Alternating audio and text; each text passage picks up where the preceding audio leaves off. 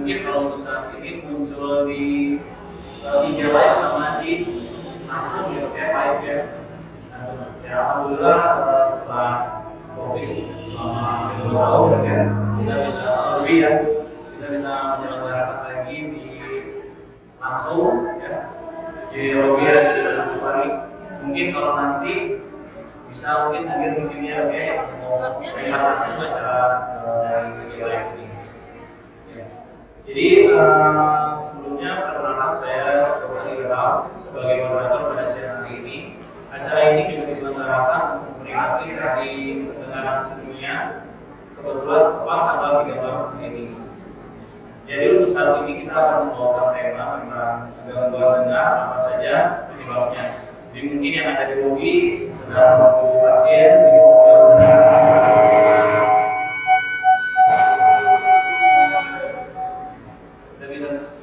Sharing mungkin ya sambil menunggu jam makan siang juga sambil makan siang. Untuk mempersingkat waktu mungkin saya akan mengenalkan dulu narasumbernya yaitu Dr. Resti Kumadian. SP THP PKL kebetulan Dr. Resti juga merupakan dokter THC di RSUD Bandung Juari. Jadi untuk mempersingkat ya, mari kita mulai aja acaranya, mungkin yang lain juga mungkin langsung mendengarkan. Yang pertama itu apa yang dimaksud dengan gangguan dengar? Jadi dulu agar semua orang tahu dulu nih yang dimaksud dengan gangguan dengar. Jadi secara ini memang tentang gangguan pendengaran. Alhamdulillah berdasarkan dengan sekarang kita menanti hari pendengaran kesehatan telinga dan pendengaran sedunia. Jadi yang dimaksud dengan gangguan dengar itu kemudian kalau dari WHO itu dibedakan menjadi gangguan pendengaran sensorial. Gangguan pendengaran seperti itu adalah berkurangnya kemampuan pendengar baik sebagian atau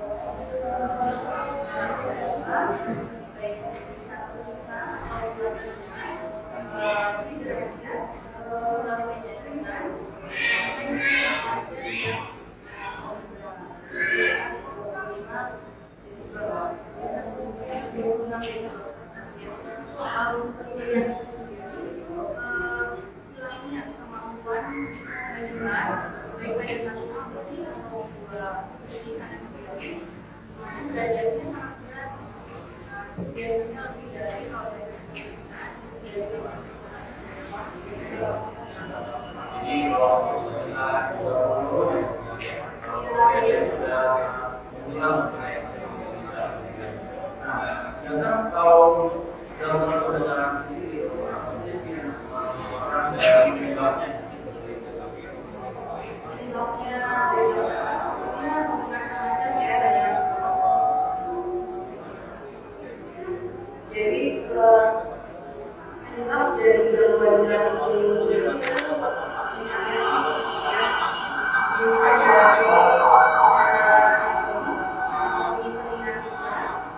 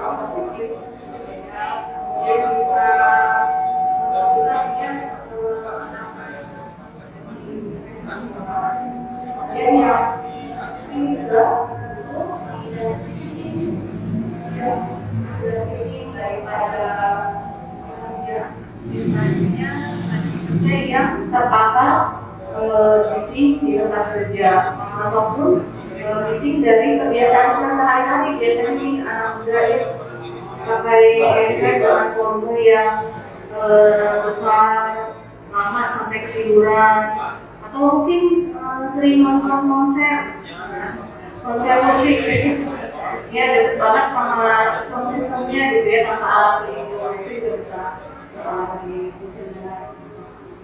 Ya baik, ini cukup menarik karena permasalahan sebetulnya itu sangat luas ya. Padahal telinga cuma mungkin kalau orang-orang lihatnya cuma segitu-gitunya aja ya. Iya. Gitu. Mungkin kalau kita bisa bicara tadi ya dok ya, bedah sedikit mungkinnya masing-masing. Contohnya dari yang kelainan pada anatomi dengan pendengaran ya.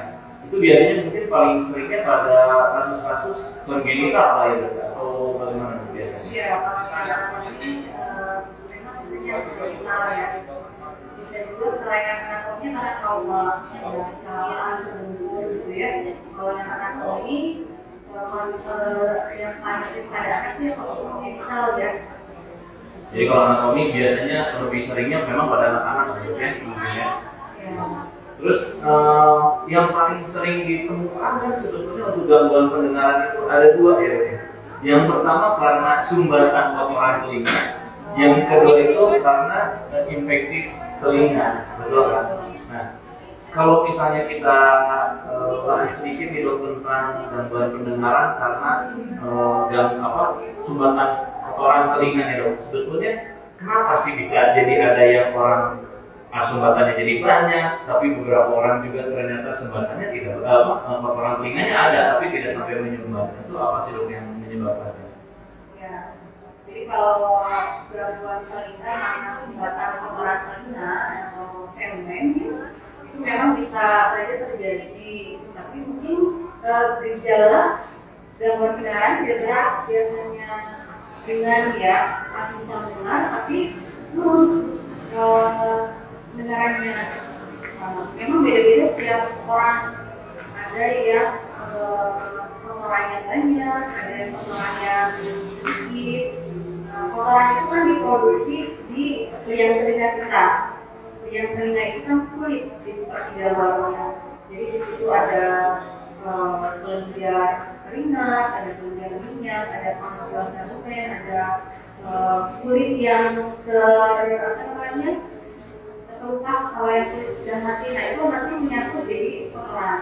Jadi tergantung tipe kulit kita juga ya. Makanya kotoran telinga itu beda-beda setiap orangnya. Ada yang keras, ada yang lunak, ada yang banyak, ada yang sedikit. Kita juga di dalam diri kita sendiri, tumbuh kanan kiri ini mungkin bisa beda.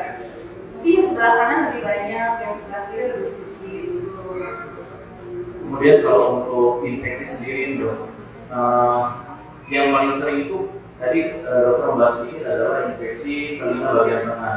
Yang mana juga kenalnya itu kan otitis media akut ya, baik pun yang kronis ya.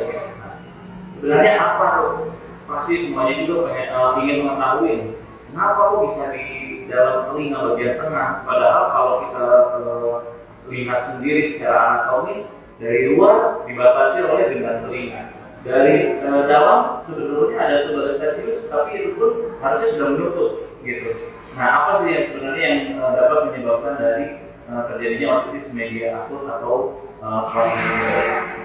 Jadi infeksi telinga bagian tengah itu ada akut ada kronis ya. Kalau akut kejadiannya baru sementara, pokoknya sudah lama, sudah lebih dari 3 bulan ya. Nah, kalau di masyarakat mungkin lebih dikenal dengan istilahnya conge. Ya, itu luar cairan dari telinga ya. Nah, ini biasanya lebih sering ini berkaitan dengan infeksi saluran nafas gitu. Jadi biasanya ibu mungkinnya anak-anaknya ya sering lagi batuk pilek, demam, terus keluar cairan dari telinga. Sebetulnya tidak hanya anak ya, dewasa juga bisa gitu. Jadi karena saluran telinga, hidung dan tenggorokan itu saling sambung menyambung gitu ya. Sesuai ininya ya, telinga itu tenggorokan. Jadi ada saluran yang jadi di belakang hidung, di atas tenggorokan itu ada saluran yang menuju itu ke telinga, namanya saluran tuberculosis. Ya. Jadi itu kalau kita mengalami infeksi saluran nafas, pilek, batuk, peradangan tenggorokan, atau amandel ya. Nah itu infeksinya bisa menjalar ke telinga, ya. Terutama pada anak-anak. Kenapa? Karena pada anak-anak itu si saluran tubanya itu lebih horizontal biasanya ya posisinya, jadi lebih mudah terjadi inflamasi radang bengkak, sehingga fungsi tubaristasisnya juga tidak terfungsi sempurna. Yang harusnya buka tutupnya tuba itu bisa berjalan baik, itu tidak berjalan baik. Jadi infeksi bisa dengan mudah masuk ke telinga. Nah kalau sudah masuk ke telinga bagian tengah, ya bisa terjadi infeksi di situ. Di situ timbul cairan, akhirnya lama-lama penuh ya. Kemudian karena saking akhirnya menumpuk, mendorong dengan telinga, mendesak keluar, pecahlah dengan telinganya, banyak keluar. Ya, gitu.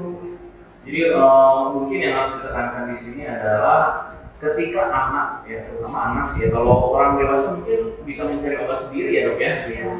Ketika anak sudah mulai mengalami batuk, pilek, apalagi ada demamnya, atau didiagnosis primadona dari ini dok, radang tenggorokan yaitu amandel, nah, gitu kan, itu mungkin harus segera diobati ya dengan adekuat mungkin ya dok ya, agar tidak terjadi yang tadi itu ya, contohnya atau yang kita sebut untuk saat ini namanya otitis media ya dok ya.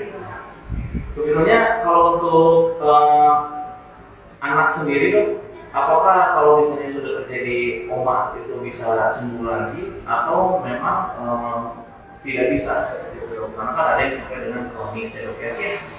Ya. Jadi sebetulnya bisa sembuh, namanya kan otitis itu infeksi. Awalnya dari paling sering dari infeksi saluran nafas. Jadi sebetulnya utamanya itu disembuhkan penyebabnya.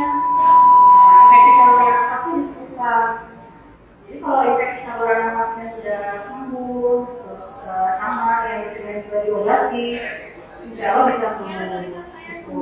Nah, yang perlu dijaga juga karena ada pasien pakai koma atau orang SK atau contohnya yang seperti kita itu yang telinganya sudah lubang, sehingga yang penting itu tidak boleh memasukkan air.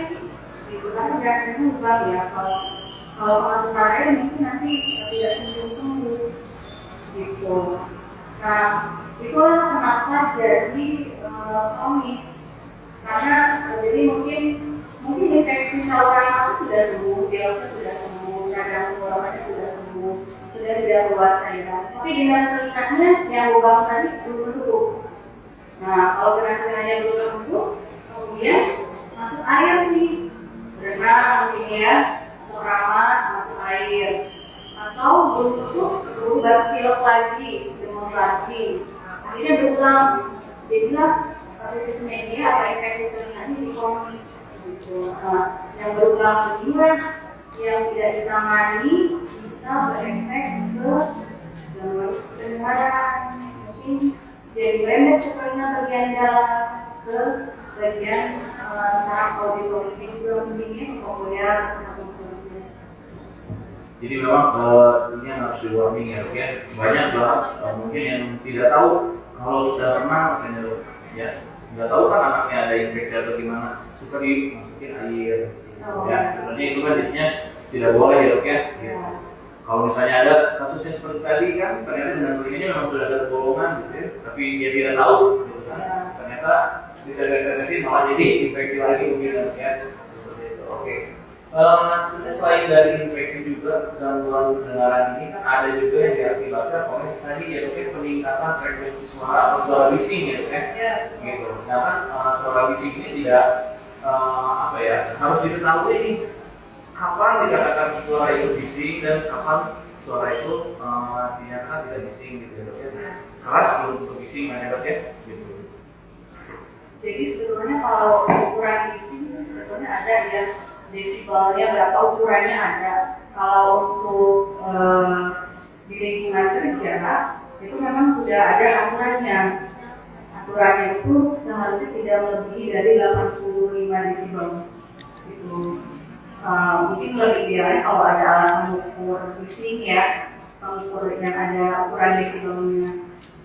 Cuma kalau di pabrik-pabrik mungkin sudah ada ya. Kalau di lingkungan sekitar mungkin sebetulnya sudah bisa sudah bisa dimulai sih sebenarnya, seperti misalnya kalau kita sedang ada di mall di tempat main anak ya, mungkin tempat main anak tidak boleh dimerah ya. Jadi di tempat main anak kan kadang banyak mesin-mesin mainan tuh ya, musik gitu. Jadi terus di tempat umum lainnya misalnya kayak di bandara, udara gitu ya. Tapi kalau di pekerja bandara sih yang masih sering apa ya. Kalau mungkin konser-konser musik itu udah pasti ya, konser musik, diskot gitu kayaknya masih. Kalau negara sendiri, apakah itu langsung ada yang dirasakan atau misalnya ada beberapa kali paparan dulu baru dia mulai terasa? Ya, tergantung. Ada yang bisa langsung dirasakan, ada yang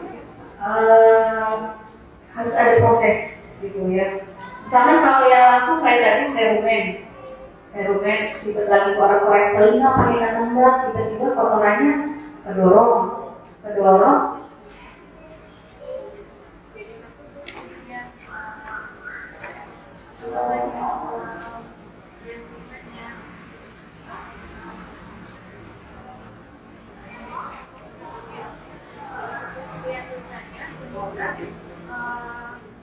Gelombang suara yang dihantarkan dari luar yang dari seketika itu terjadi kalau sekarang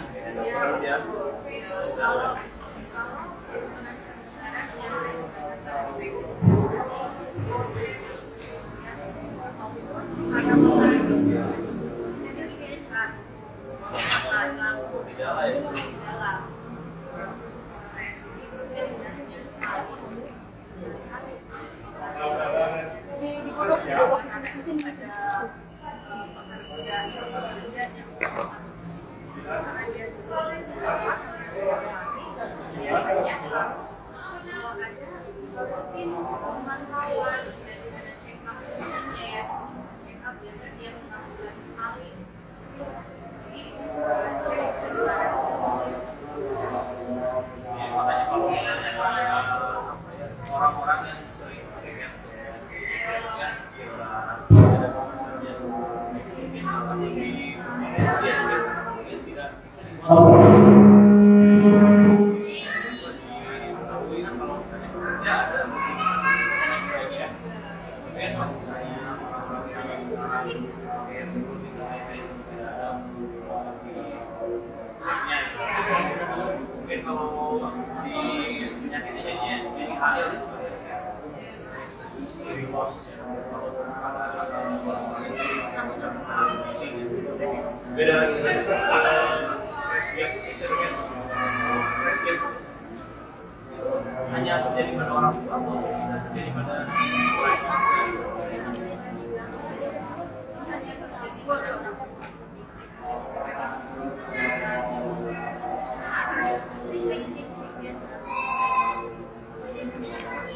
terkait di luar dari ya pada hanya dari tadi nggak punya bagian dalam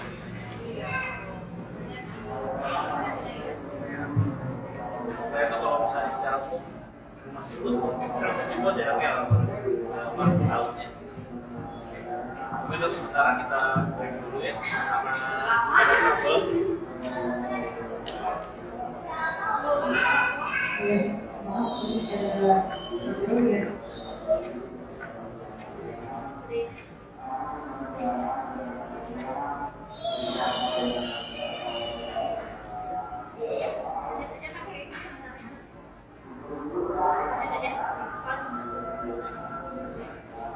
Bagian ya. Ya. Jadi mungkin tadi karena terputus ya dok ya, di diulang sedikit ya dok ya. Jadi gangguan pendengaran itu kan tadi udah dibahas, ada yang dari anatomisnya, ada yang infeksi, dan ada yang karena frekuensinya ya dok ya. Gitu ya. Mungkin ya dari gangguan fisik sendiri karena suara keras itu ada dua ya dok ya. Yang pertama itu ada inhale disebut presbiosis gitu.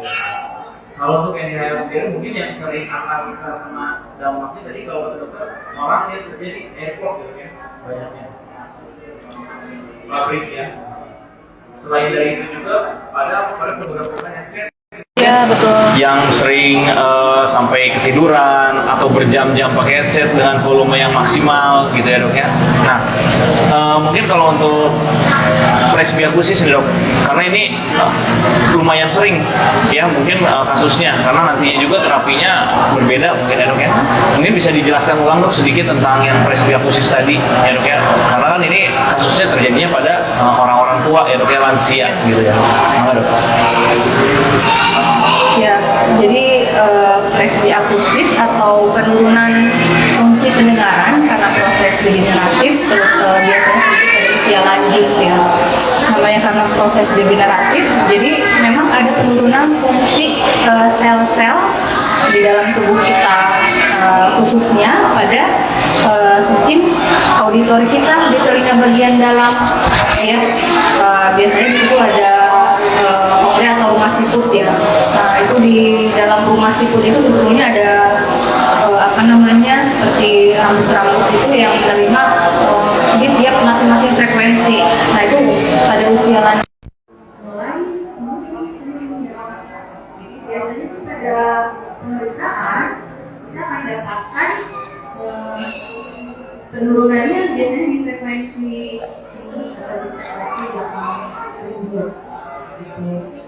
Nah, biasanya sih kalau gejala yang sering dialami mungkin orang tua kita tidak merasa ada gangguan, jadi memang harus apa ya supaya tidak merasa ini sensitif ya gitu. Biasanya sih gejalanya kalau kita ngomong pelan mereka tidak bisa tidak bisa mendengar, tapi kalau kita keraskan merasa terganggu juga gitu. Jadi memang harus ya juga gitu. Ya sebaiknya sih langsung diperiksakan. Jadi sama seperti mata juga ya, mata yang tidak kelihatan, kemudian telinga yang tidak kedengaran. Kalau mata ada penurunan fungsi pada usia lanjut kan juga sama ya, sering ya mungkin matanya jadi harus pakai kacamata ya pada usia lanjut sama telinga itu begitu. Penurunan fungsi ya sebaiknya ya bantu dengar jika sudah komunikasi bergabung kan tidak enak ya, jadi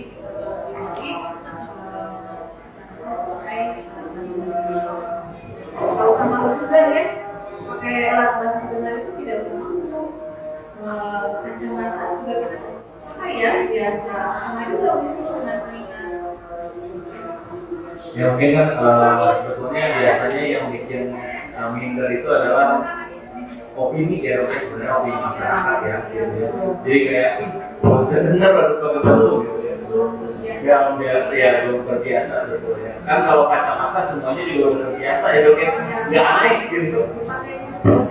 Betul. Kadang-kadang nggak minus pun katanya ada lain itu pakai kacamata ya. Gitu. Oke, sebenarnya dok ini pernah kita bahas juga mungkin udah lama ya dok ya, sekalian kita promosi gitu ya, yang ada di RSUD Bandung Jiwa itu apa gitu untuk screening gangguan pendengaran dok. Nah, gangguan pendengaran itu bisa di screening sebetulnya dok ya, gitu. Kebetulan di RSUD Bandung Jiwa juga bisa kan dok, di screening ya. Ya jadi kalau di kita di rumah sakit Triwari, jadi memang kan untuk screening pendengaran atau pemeriksaan pendengaran itu bisa dilakukan mulai dari bayi baru lahir sampai usia lanjut. Nah memang alat pemeriksaannya ini berbeda ya antara bayi baru lahir dengan usia lanjut atau orang dewasa ya. Jadi kalau di kita ada OKG atau akustitik biasa kita lakukan pemeriksaan pendengaran dari bawahnya. Sedangkan untuk yang dewasa atau yang di sini ada pemeriksaan audiometrik namanya untuk memeriksa isi pendengaran apakah ada penurunan,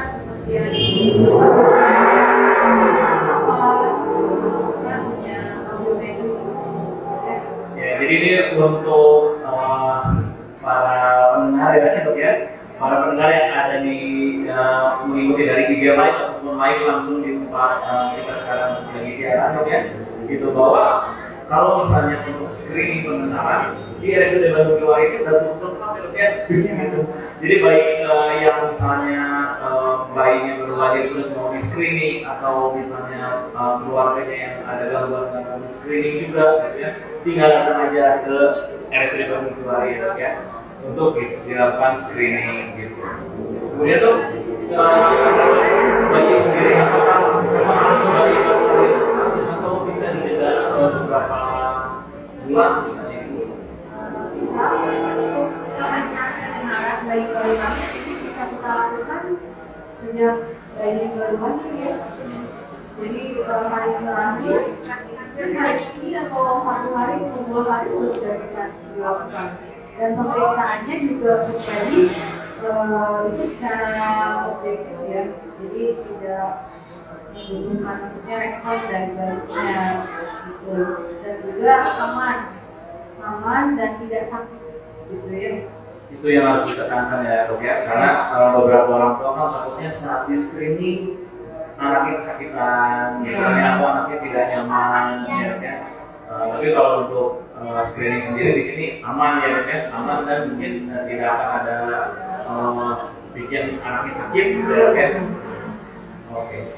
Kalau untuk di sini sendiri, dok, misalnya untuk penanganan dari gangguan pendengaran sendiri, apakah di sini sudah bisa tuh ada alat bantu dengarnya atau bagaimana? Ya, jadi untuk mengatasi gangguan dengar, memang kadang-kadang tergantung ya apakah gangguan dengarnya itu hanya temporer, sementara atau permanen ya. Kalau misalkan sementara karena segmen tadi atau otomatis media adanya cairan di telinga tengah itu kan dengan diobatin bisa ya atau dikeluarkan kotorannya sudah bisa sembuh ya, caranya kembali lagi. Tapi kalau yang sudah permanen gitu ya, sudah merusak saraf pendengarannya, ngomongnya itu kita sarankan pakai alat bantu dengar. Untuk di sini kita sudah ada ya kerjasama jadi untuk pasien-pasien yang memerlukan sudah bisa ya bisa nanti ada dari apa namanya yang bagian dengarnya gitu ya yang datang itu untuk yang BPJS itu sebetulnya ada tapi mungkin ya tergantung ya maksudnya alatnya apa yang digunakan nanti ada namanya sistemnya lah ya. Ya, jadi pada intinya baik mau periksa ya telinga apapun kondisinya, baik itu karena segmennya apa kotoran telinganya, baik itu karena infeksi atau gangguan pendengaran, sebenarnya sudah bisa dilakukan di rumah sakit Bunda daerah Bandung Kiwari ya, dok ya, udah cukup lengkap ya, dok ya, gitu. Oke. Kemudian kalau misalnya dari alat bantu dengar sendiri, dok, gitu ya, perannya itu seperti apa sih, dok, sebetulnya, gitu, agar orang-orang di sini tahu juga nih apa kegunaan dari alat bantu dengar tersebut, gitu. Apakah memang setelah dipasang alat bantu dengar akan langsung jelas pendengarannya, gitu kan? Ataukah tetap harus menyesuaikan? Ya, jadi memang diterapkan sistem kurungan lingkungan ya. Dan kalau jadi salah bantu dengar ini kan sama-sama sebetulnya ya. Ada yang sama, ada yang selamat juga tidak. Jadi memang paling tidak terbantu sih secara luar akan membantu kenaikan kualitas negaranya gitu. Walaupun tidak 100% ya, tidak 100% semua Baik, mungkin sambil kita buka aja sesi pertanyaan kali mungkin takutnya ada yang di sekitaran tempat kita siaran mau bertanya tentang gangguan kali ini ya dok ya? Atau di sahabat Tiwari yang ada di IG Live juga takutnya ada yang udah mau bertanya.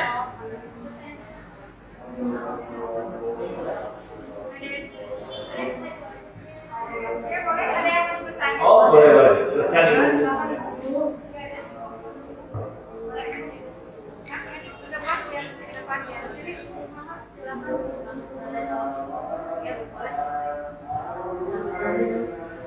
Mau bertanya kalau ada yang mau apa namanya? Siapa itu?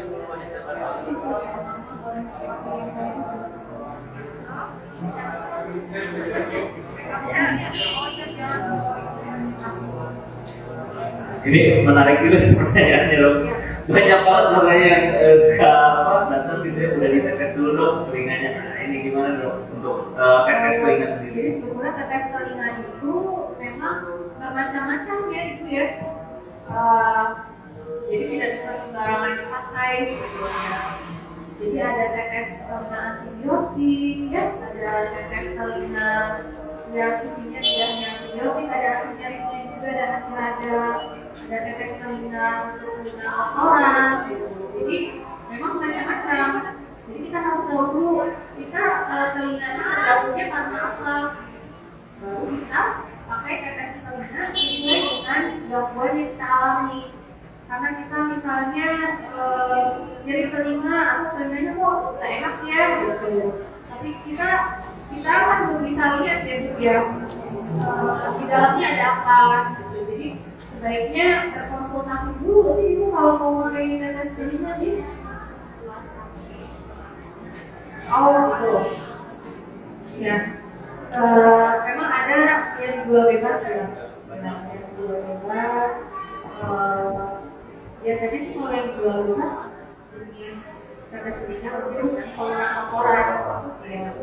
Kalau memang dirasakan yakin ya itu tidak ada infeksi telinga, jadi tidak ada keluar cairan dari telinganya tidak nyeri, mungkin merasa tutup sama kotoran gitu ya, boleh saja pakai tes telinga menggunakan kotoran, tapi kalau infeksi langsung diperiksakan dulu ya. Karena telinga itu berbeda dengan organ yang lain ya dok ya, tidak terlihat dia beda sama mata ya dok ya, di tetes mata gitu sama matanya merah kering gitu kan bisa pakai artificial tears atau air mata buatan ya beberapa merek gitu ya dok ya. Tapi kalau pada telinga lebih baik dikonsultasikan dulu kepada dokternya dok ya. Kita tidak bisa betul.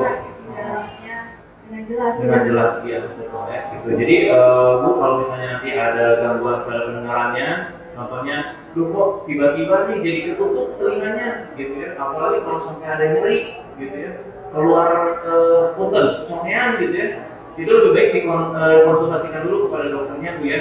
Ditakutkan kalau salah pemberian obat malah jadi timbul komplikasi yang lain gitu ya. Oke, terima kasih Bu ya, mungkin mudah-mudahan bisa menjawab ya. Oke, ada lagi mungkin yang mau bertanya? Ayo, silahkan, Mangga.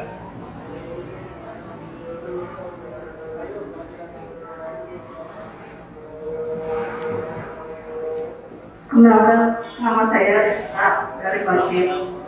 Ini saya mau bertanya masalah pendengaran telinga.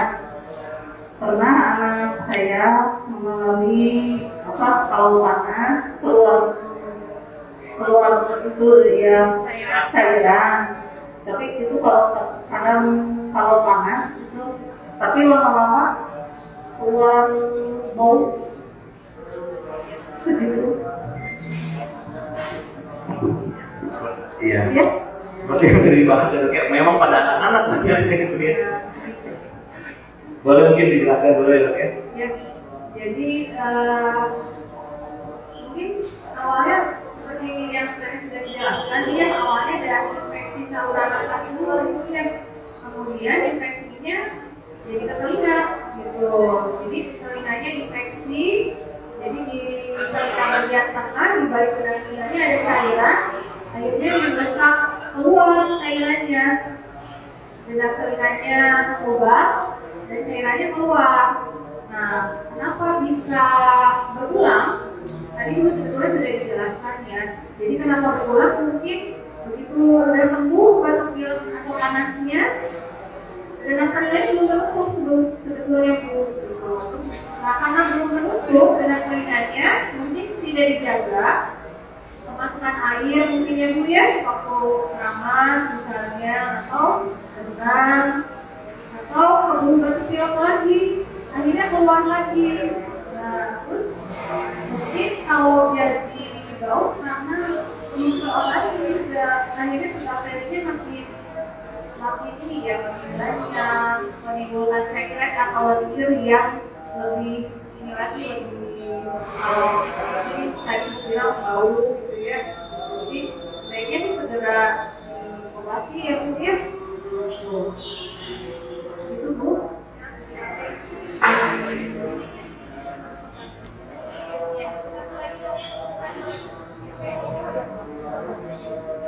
Ya, mangga Ibu.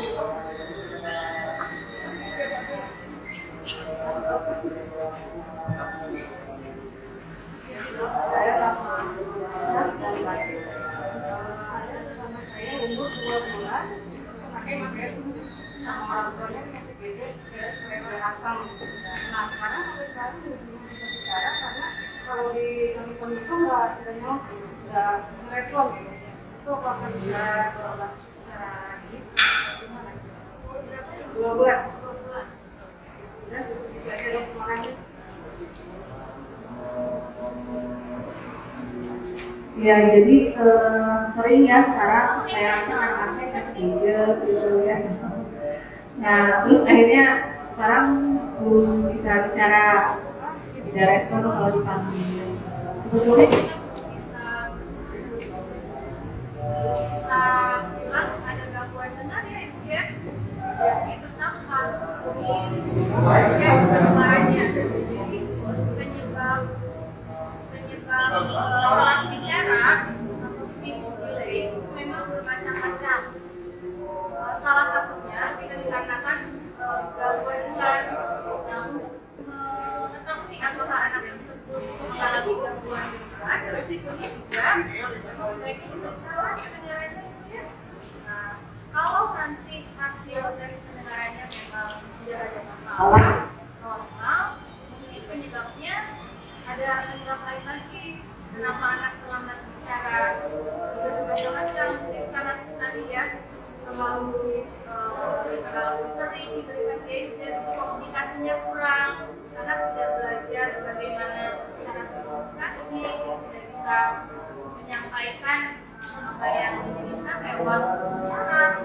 Jadi dia belajar bicaranya dengan kurang tadi ya, kurang stimulasi, jarang diajak ngobrol karena lebih sering gadget.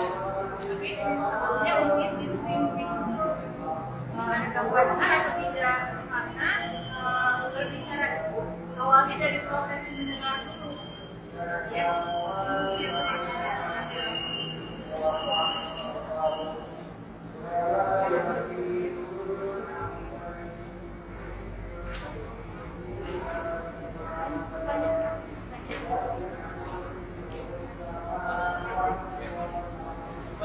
Ada lagi pertanyaan dari ini yang IG Live ya. Dok, bagaimana dengan terapi lilin untuk telinga? Apakah boleh? Banyak sekarang masalahnya. Ya, untuk terapi lirik sebetulnya ini mah udah pasti sih tidak dianjurkan ya terapi lirik, karena memang secara kedokteran itu tidak ada rekomendasinya. Yang kedua, lakukan dari panas ya, ada trauma dan kita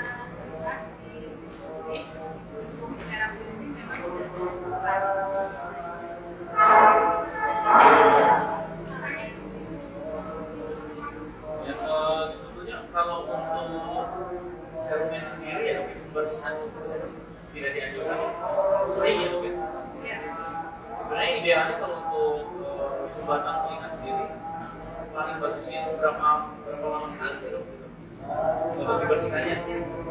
Jadi sebenarnya kalau keseharian kotoran telinga itu sebetulnya kalau terlalu banyak tidak keras bisa keluar sendiri karena di dalam yang kita keluar ada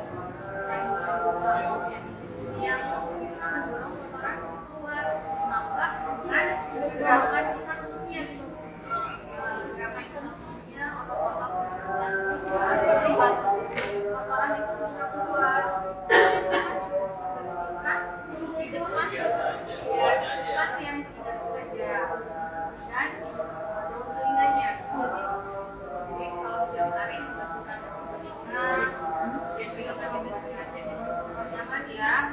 Nah, tapi kalau untuk cek apakah takutnya kotoran telinganya penuh karena memang tipenya keras kotorannya itu bisa dokter setiap 6 bulan sekali misalnya ya 6 bulan sekali untuk membersihkan kotorannya. Jadi mungkin kalau misalnya kita lihat udahnya ya dok, kita lihat di kantor. Soalnya ada si kapasnya cuma di depan ya dok. Nah, jadi cuma boleh itu masuk udah selesai, nggak boleh sampai masuk ke dalam gitu ya. Nggak sampai ya depan yang saja depan yang saja. Kan nggak boleh kan cuma di sini aja depannya. Iya, depannya saja. Tapi kotoran jadi kadang kita melakukan sendiri ya. Dengan bantuan orang, jadi kita tidak bisa melihat yang kita sendiri. Jadi kalau kotoran malah terlalu di dalam, kalau terlalu di dalam nanti hanya dia nyumbar. Ya. Baik. Mungkin kalau sudah tidak ada pertanyaan ya, kita masih ada.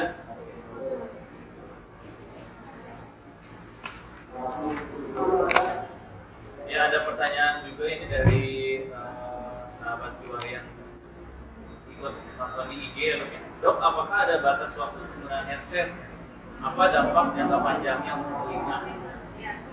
Jadi kalau untuk simpelnya yang udah diingat pakai rumus 60-60 aja ya. 60. Jadi maksimal volumenya tidak boleh lebih dari 60% dari volume maksimal. Kan ada kalau di handphone ya, kita keraskan ada kan persennya ya, terus ada Islam sebetulnya yang ada persentase sebetulnya, nah tidak boleh lebih 60% dan tidak boleh lebih dari 1 menit. Jadi kalau sudah kita pakai 60% volumenya dan sudah lebih dari 60 menit maksimal disarankan Geser dulu katanya mau ngambil itu. istirahat telinganya. Sudah istirahat baru pakai. Ini sebenarnya dilakukan ya dok ya, karena ini judulnya adalah gangguan pendengaran gitu ya. Maksudnya ini ada call center nih pada nonton gitu kan. Kalau call center kan selalu pakai headphone gitu kan. Nah sebenarnya jarak berapa lama istirahat yang baik gitu setelah kita pakai dengan volume 60 kemudian dalam 60 menit. Berapa sih jarak kita istirahatkan dulu nih telinganya, habis itu balik lagi pakai lagi. Iya. Sulit ya sebenarnya kalau yang call center ya. Iya, karena setiap saat itu pakai. Iya. Dan itu udah jam kerjanya yang paling enggak memang sebetulnya lebih lama lebih baik ya kalau istirahat kalau langsung sekali mungkin yang 15 Cuma dilepas dulu lah ya. kalau tidak soalnya nanti sel-sel yang ada di dalam kalau kelelahan dipaksa ya nanti bisa jadi kerusakan gitu. Kalau sudah lelah istirahat dulu nanti bisa sakit lagi ya. Jadi yang penting ada istirahat dulu, ada waktu istirahat. Iya. Ada lagi mungkin pertanyaannya?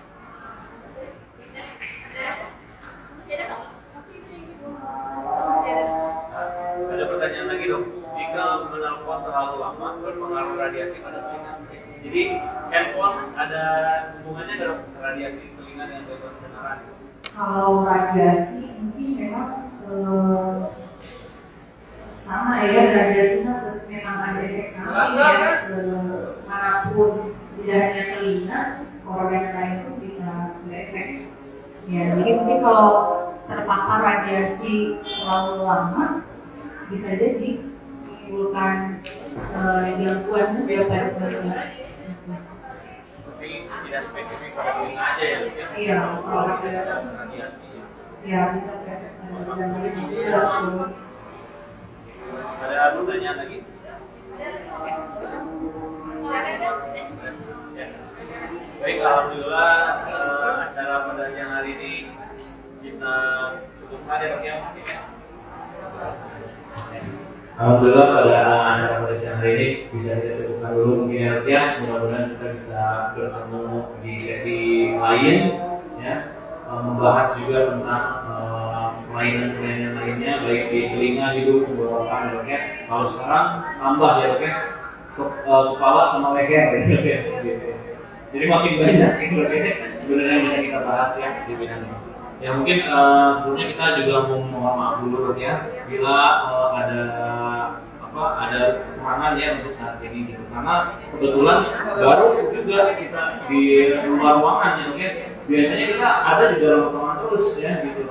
Ya, jadi mudah-mudahan ini kedepannya juga bisa lebih baik lagi ditanya juga ya, Dok, ya gitu. Semoga walaupun ada kendala-kendala tadi, mudah-mudahan tetap materi yang kita sampaikan bisa berguna ya untuk di masyarakat nanti ya gitu. Mungkin sekali lagi mau ditekankan, Dok, sebelum kita menutup bahwa RSUD Jiwa ini sudah cukup lengkap untuk pemeriksaan dari gangguan pendengaran ya, Dok, ya. Baik itu baik balita maupun orang dewasa yang memang mau melakukan pengecekan di pendengarannya ya, Dok, ya. Tinggal datang aja, Dok, ya, ke RSUD Bandung Kiwari. Ada Dokter Desti sama Dokter Belia. Nah, itu ada dua dokter PHT kita ya. Jadi jangan takut, nggak akan kehabisan antrian. Gitu ya, Dok, ya. Oke, mungkin dari Dokter Desti ada yang mau disampaikan, Dok, untuk pesannya di rumah. Jadi untuk hari pendengaran sedunia atau dari hari ini pesannya mari kita jaga sama-sama telinga dan pendengaran kita, karena telinga dan pendengaran itu salah satu indera yang kita miliki ya. Kalau ilmu pendengaran sunyi juga kan tidak enak ya rasanya. Jadi mungkin kita jaga sama-sama mulai dari dalam kandungan ibu, ya, karena banyak faktor yang mempengaruhi pendengaran kita mulai dari masa dalam kandungan. Ya, ibu harus dapat nutrisi yang baik, kemudian pola hidup yang sehat, kemudian dari penyakit-penyakit yang bisa mempengaruhi pendengaran anak, obat-obatan gitu ya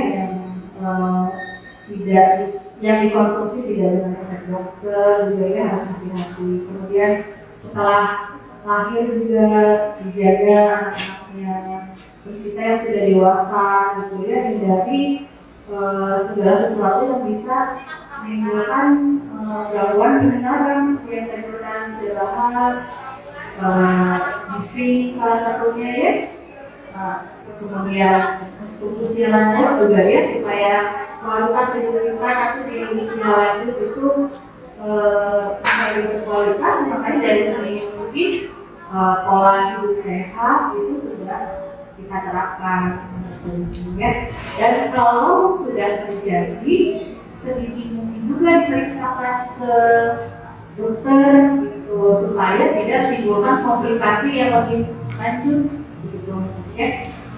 Ya, terima kasih.